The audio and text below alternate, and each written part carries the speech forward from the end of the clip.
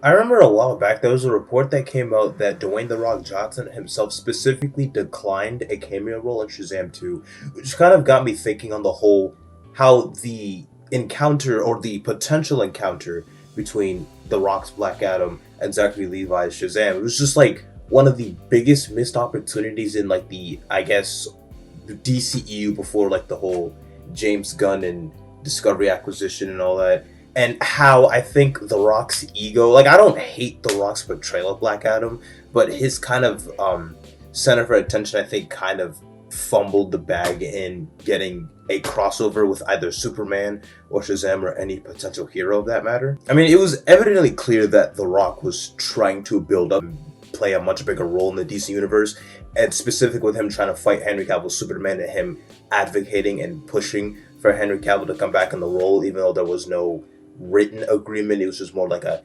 handshake verbal agreement between Warner Brothers and Henry Cavill to greenlit more future projects. But it kind of blew up in his face considering the fact that James Gunn doesn't have any intentions of incorporating Black Adam during the first initial stages of his new universe, and the fact that Henry Cavill's no longer playing Superman and that they're getting a younger actor. It's always funny how The Rock was so adamant on trying to push a Superman crossover before a Shazam family crossover, which is just insane to think about, because it's like, dude, do you know who you're playing? You are playing Shazam's biggest adversary. Like, it's like, imagine if the Joker movie with Joaquin Phoenix was actually set in the same universe as Robert Pattinson's Batman, but the creative team behind Joaquin Phoenix's Joker was like, yeah, we don't want to do any Batman crossovers. We want to fight the Teen Titans instead. I mean, that's a really random comparison, but it's just stands like to paint the picture of the fact that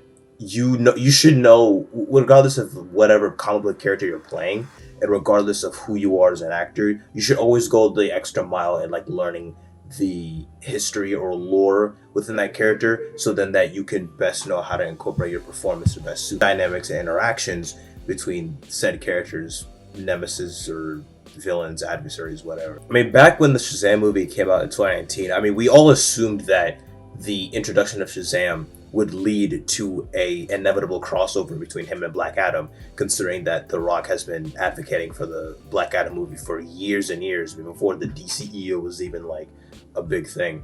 And I feel like The Rock should have prioritized that before the Superman, because Warner Brothers has been really indecisive and cautious on how they want to implement Superman in their universe for a while now. You know, they haven't really utilized Henry Cavill at all ever since the Justice League reshoots. I mean, they did a headless Superman cameo at the end of Shazam, and there'd be more effort in trying to get a future crossover with Black Adam and Superman, specifically Henry Cavill's Superman.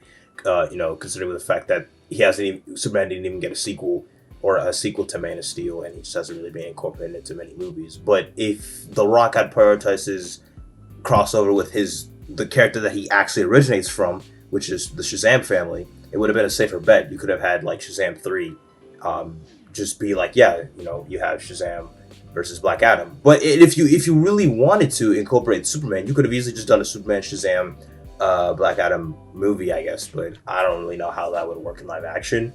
I guess you could like take some inspiration from like that DC Showcase short from a while back, where it was like a short animation with Superman and Shazam fighting Black Adam. I mean, I don't know. Like, obviously, The Rock wanted a much bigger picture, but I wonder if it has like also to incorporate with like the whole Dwayne Johnson can't lose a fight thing in a movie.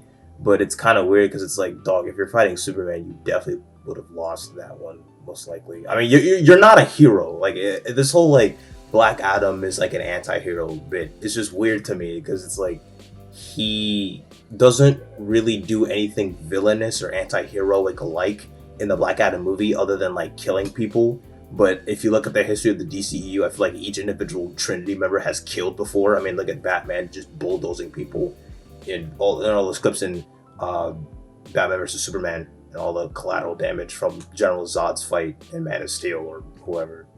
As of right now, it's very unclear on what James Gunn plans to do with the Shazam character, if they plan on doing any sequels after Shazam Fury of the Gods.